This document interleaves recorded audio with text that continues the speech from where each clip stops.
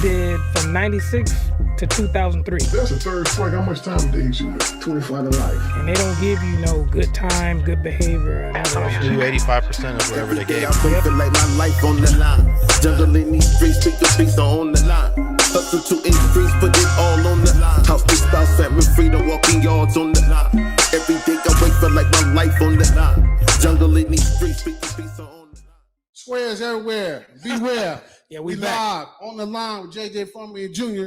with our guest today, Mr. Maylay. Yeah.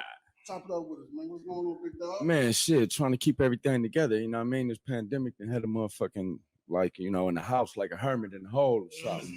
Yeah, I mean, now we can finally get out and do shit. And I didn't want to be doing this shit on a Zoom or, you know, no shit like that. I come get in with my folks, you know? Man, we greatly appreciate that, We bro. appreciate that for Yes. sure, most definitely. Yeah.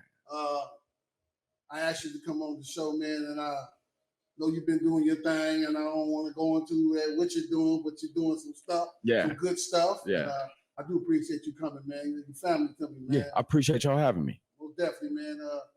So we're just gonna get in straight into it, man. Let's talk about some shit that we normally don't talk about on this show. We ain't never had nobody that was part of a fucking video game. Oh, I never yes. knew this shit till about 2 days ago. Yes, sir. Fucking, what in the what? So yeah, for all you viewers and then listeners and you gamers, Yeah. this is voice of CJ from Grand Theft Auto SanAndreas 2004. In the flesh. Just a real motherfucker right here. Oh, shit. Yeah, so Here we go again. I come to find out just like recently within the last 48 hours Yeah. that, you know, I didn't know you didn't motherfucking pop, homie. I just looked at you as a little brother, nigga. Shit. Well, I didn't know you was doing all this type of shit. But anyway. that's because you ain't in the games, though. You know what I mean? No, definitely, no, for sure. But so how'd you come up on this shit? Well, actually, DJ Pooh. Oh, Shout out DJ Pooh. Yeah, he was in a meeting with Rockstar Games, and I had no idea. He had called me, and we was having a regular conversation. You know what I mean? And he was in a meeting with them. They heard me talking. You know what I mean? And I guess they was giving them the thumbs up in there. You know, we was talking about music, different stuff like that. Because, you know, Pooh is a hell of a producer. You know what I mean? So, yeah, we in there talking about beats. I'm on the rap on the phone and all this shit. And, you know, he in the meeting there with the people. And when he hung up, he called me back like 15 minutes later. And he was like, hey, man, I was in the meeting with Rockstar Games. And I didn't want to tell you because I didn't want you to put too much on it or not enough. I wanted you to be Maylay. So I'm like, oh, okay, yeah, that was cool. And then he said, they want you to come in and audition. So I'm like, okay, you know what I mean? I'm all happy and shit. And we get down there to Record One. Used to be Dr. Dre's studio. I don't know if it still is. Yeah, but I get over there, I'll pull up. It's a line wrapped around the building. I'm like, damn, they told me and a million other motherfuckers. You feel me? So I went. I read. They had us reading the script from Minister Society when he was jacking dude in the drive-thru. Oh, yeah. The burger scene. Yeah, exactly. Burger scene? Yeah. So now, when you already seen this movie 100 times and they giving you the script, For it's sure. like quick for me to ad-lib the shit. You know what I mean? So I'm on there doing my thing, and he said, dude, like, you know, you're really good. You had me like actually scared. You know, it's so authentic. So, you know, a couple people went, you know what I mean? I went out for a little bit. They called me in to read again. So I'm like, that could be like a good thing. They want to hear you again. Okay. So I went in there, and it was a long process. They narrowed it down, you know, to who they wanted. I don't know who the other people were or weren't, you know what I mean? And they gave me a call and said, would you be, you know, able to come to New York in 2 weeks? I said, hell yeah. You know what I mean? I'll start walking right now.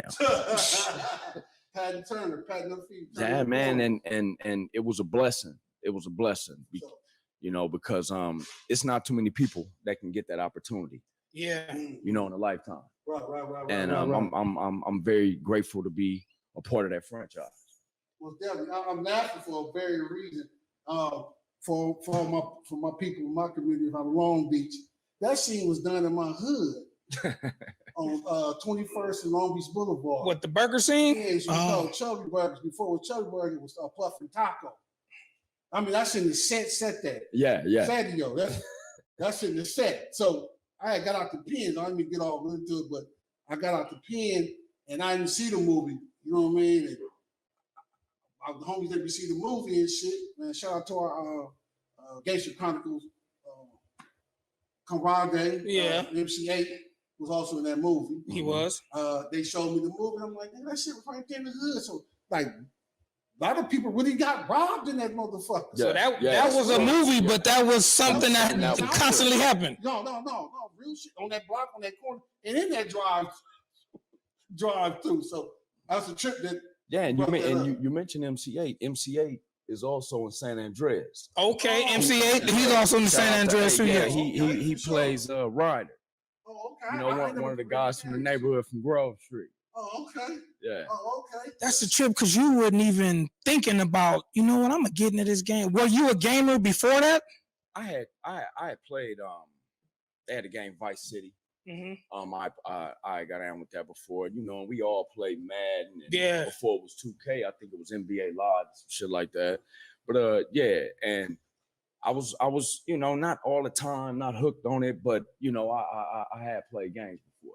Right. I'm still on technical. Oh, come on, man. Yeah, that's my age right there. Oh man, yeah, Mike Tyson's Punch Out. Oh yeah. That's huge, bro, because you know us, you know, in our community, we don't think about I want to be the voice of such and such. And you wasn't even looking for that. You were just talking the talk with your partner. And the good thing about Pooh is when Pooh's working, whoever is around, he gives them an opportunity. Oh yeah. Now it gets to a point to where some things can be out of your hands. That's like getting somebody to the combine in the NFL.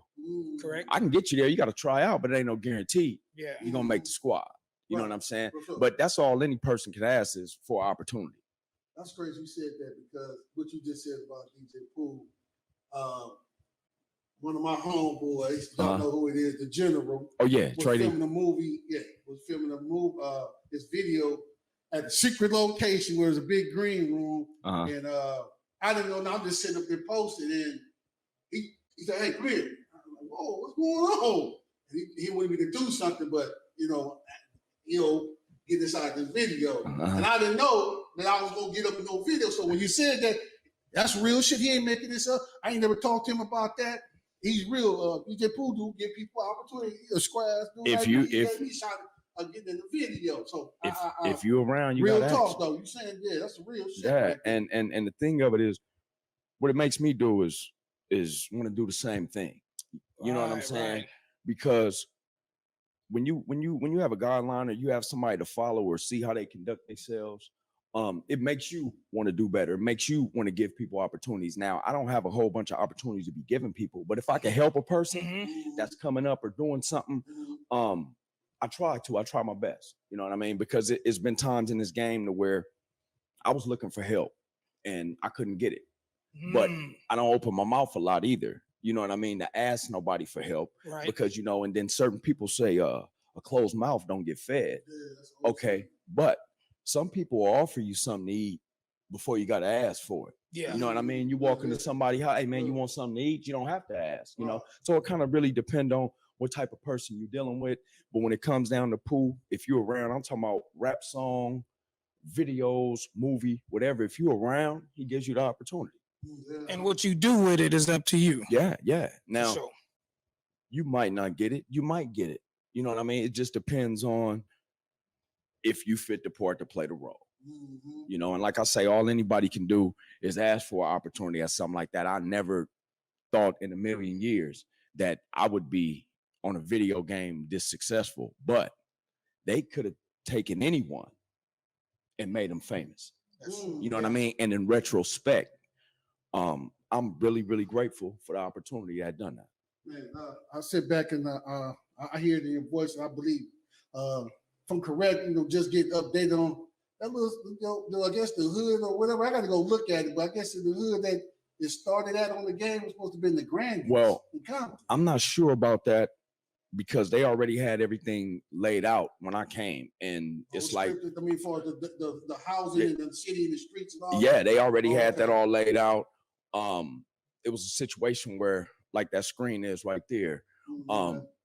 You look at him moving his mouth, there's no words coming out because I have to go in the studio and I have to record it. I'm being directed by someone that's on the side of me, and the script was thicker than 2 Bibles. Dude, Wow. Okay, now hey, get all this. Yeah, you get all this dialogue down. You do all this. Okay, now I got to turn around and do it in a heavier voice, because if you eat too much on the game, you gain a lot of weight. Now you can go in the gym, you can work it out. You know what I mean? CJ can get buff. He don't eat, he gets skinny. Yeah. You know what I mean? It's like a real life type situation. But if you get heavy, then a heavier person's voice is different than when they thin. You know what I mean? So I had to do all that a couple of times, but it was hard work, but I enjoyed it. I was just about to ask that too. When you, after doing it, was you scratching your head like, shit, man, I don't know about all this? Or how did you feel once you got to rolling with it? It was a couple times, you know what I mean, that it's only so many ways you can say certain words. Okay, but when you're working with somebody who has a vision, if you're not giving them the vision or the sound that they want, they're gonna make you say it again. Okay, and then like now that I've been involved in a film, I understand that perfect means nothing. We shoot a scene, they yell out perfect. Okay, you think you on to the next scene. No, we're about to shoot the same thing, maybe 15 or 20 more times. Wow. You know what I mean? So That's work. As you're learning, as you're navigating the waters of something that you've never done before, you have to do more listening than talking. You know what I mean? It's all brand new to me. I had never done it before, but what I kept telling myself is be grateful for the opportunity that you have, because they could have took my sister and put her in the game and made her famous. You know what I mean? So it's just more or less like, you know, be quiet, do the hard work, and it's going to pay off. Well, it sounds like you're totally correct in that. I sure like I'm going to go look at the original thing, the original game. I might even go buy a game, especially if they put you in the newest game, 2022, 2023. I wish they would. Yeah. Did they be prior to this, once you got in there and started, meeting the people who gonna be behind whatever you was doing, did they know you was also a rapper too? Yeah. Okay. One thing they do is their homework on somebody. You know what I mean? Now, don't get me wrong. I was nowhere near to where I come this far. Right. I was just getting off the ground. I still had CDs with, printed out pictures and sliding them in there, just trying to get out there and get my feet wet. Now, what ended up happening was I had songs out there.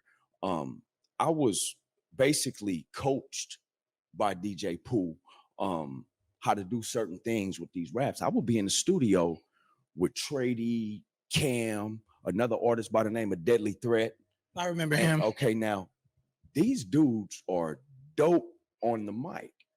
Now, it ain't eavesdropping, but when you hear a dude over there saying, man, Trady is so vicious, you have to step your game up. Yeah. You know what I mean? You can't be in here kicking no mediocre rhymes, man, when you got hitters all in here. You won't make the cut. Now, let me tell you this. It was times where Pooh would give me a shot. You know what I mean? Hey, man, come in here, bust these 8 bars. Okay, everybody do their thing. He in there mixing it. It's sounding good.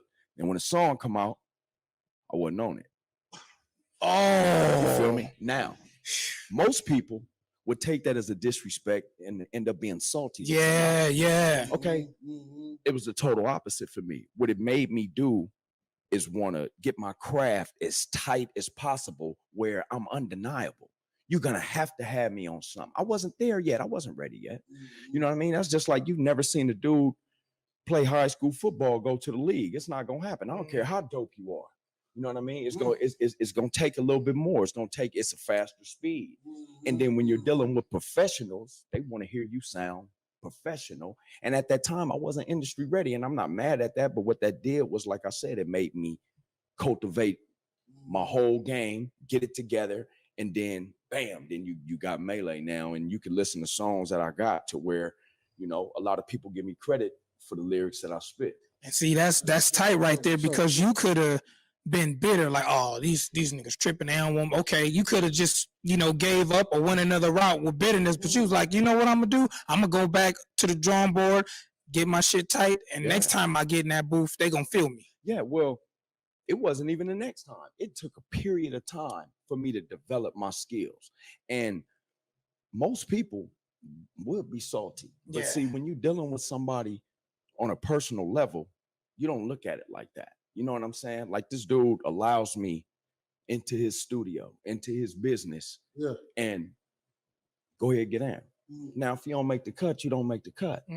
But it got me tighter and tighter and tighter to where I developed into the artist that I am right now. Every day on the line. Every day on the line. Every day digital soapbox. Every day on the line. I remember every day on the line. Every day.